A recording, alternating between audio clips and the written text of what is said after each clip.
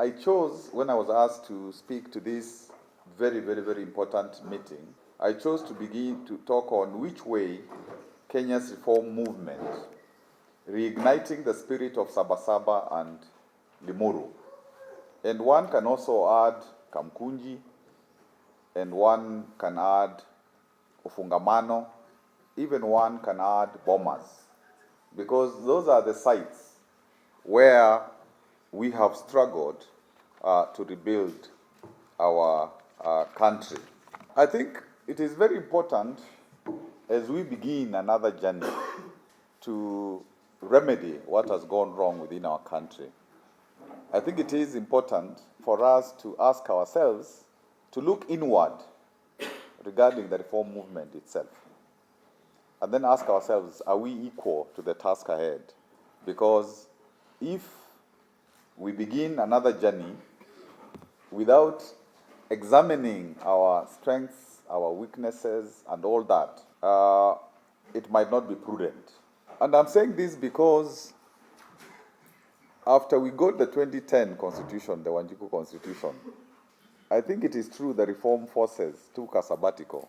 Tulipata katiba, tukasema sasa sisi watetezi kazi imeisha.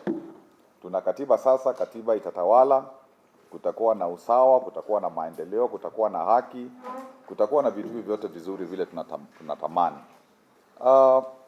We thought maybe the implementation of the constitution, that is the basic law, was guaranteed, and that the judiciary, and I'm happy my teacher, former Chief Justice, Dr. Willie Mutunga, is here.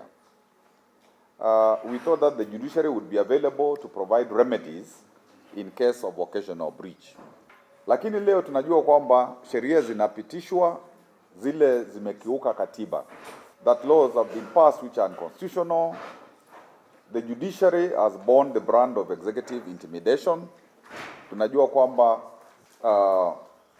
judiciary wakati inajaribu kuprotect the constitution, wanaambiwa kwamba hawafanyi kazi vilivyo.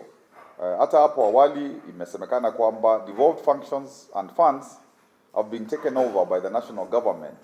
For example, mambo ya health, katika mashinani pesa hazitoshi kwa sababu serikali kuu inafanya jukumu la counties katika the area of health, of agriculture and so on. Katika Schedule 4 ndio functions zimetajwa katika katiba yetu, and to a large extent there is that Schedule 4 is not followed.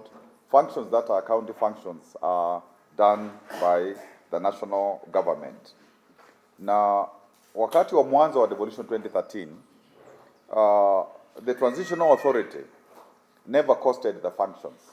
So even when the budget is 3 trillion, the National Assembly says county governments should only have 314 or so. And indeed, even as matters stand now, the requisite law to facilitate the passage of budget has not happened because both Senate and the National Assembly are quarreling, and as a result, the budgets that have been had so far are not, strictly speaking, legal budgets, because you must have the DORA law, the Division of Revenue Act, before you can have a proper budget. Shida moja ilianza was particularly from the 90s. The civil society component of the reform sector worked with the political opposition.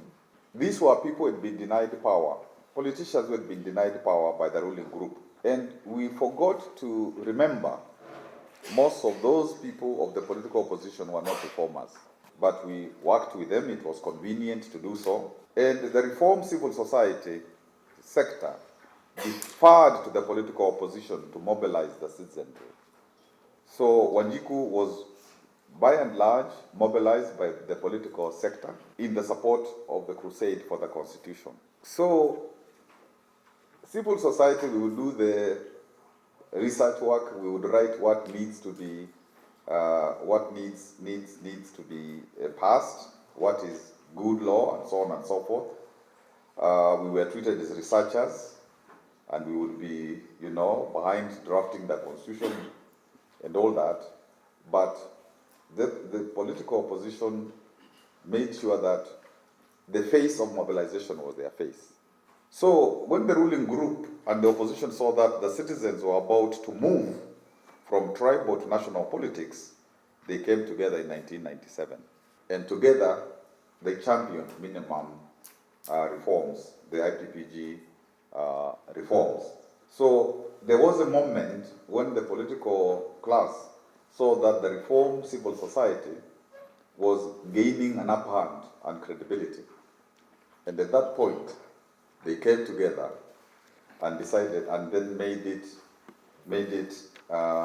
difficult for civil society, the reform sector, to emerge as the credible voice of Wanjiku. So there is this question that we require to ask ourselves: can the reform group, civil society reform group now, organize Kenyans outside the political class? Because I think if we are not able to do that, then it means that reform movements will always be hijacked by the political people. In 1990, if we remember, Sabasaba, the political opposition had been at the forefront. That is sport. And you remember the famous pickup of Akina Orengo, Akina Shikuku, and so on. But in 1997, civil society was at the forefront at first, and then the political opposition hijacked the movement. So this is why I pose the question whether, as we get involved in terms of convincing our country that things are not good at Mzee, Gitu said, and minor, we have to ask ourselves that crucial questions. What do we do so that we can actually mobilize citizens for reforms without necessarily relying on a political opposition or generally the political class? And of course, you will debate whether there is a political opposition. Now, after 2002, a part of the civil society went into politics, and I was one of them. And at that juncture, the reform civil society had said that this was not the time to go into politics. We were castigated, those of us who went into politics or government were castigated as sellouts. But because of that arrangement, which was not thought well about and there wasn't good discussion, the civil society reformers who went into government, either as elected people or as government functionaries, bureaucrats, they were detached from the umbilical cord. And this is now the umbilical cord, and those others who are not here. And there was no succession plan in terms of those who went into politics and into government. There wasn't a good succession plan, and therefore civil society became weak, particularly at the national level, not so much so necessarily at the grassroots level. And there was fragmentation of the reform forces.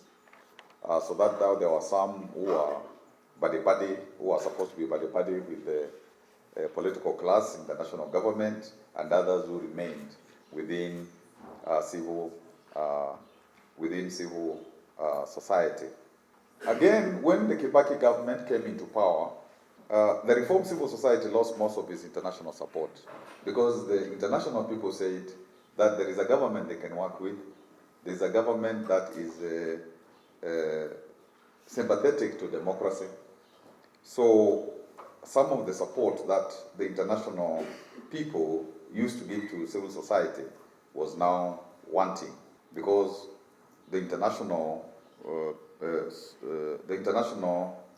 actors now wanted to work with the new democratic dispensation.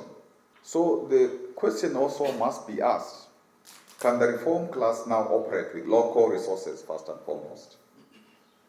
Because if that question again is not answered, it means that the reform movement is hostage to outside sources for money.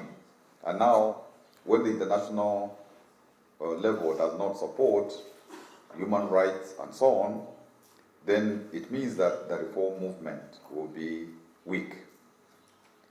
In the 2005 referendum, the reform movement was further divided because some people went to yes and others into no.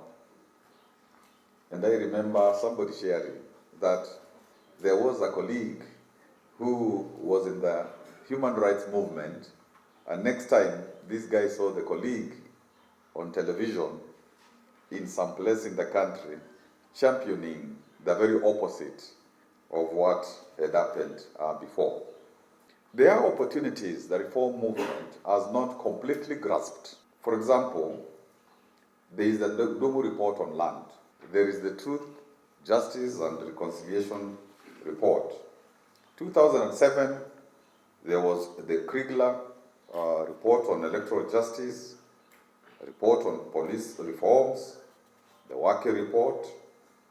Annan also said beyond electoral justice, there had to be socioeconomic agenda like youth employment and so on, that had to be addressed. Even before this, the NCA, NCC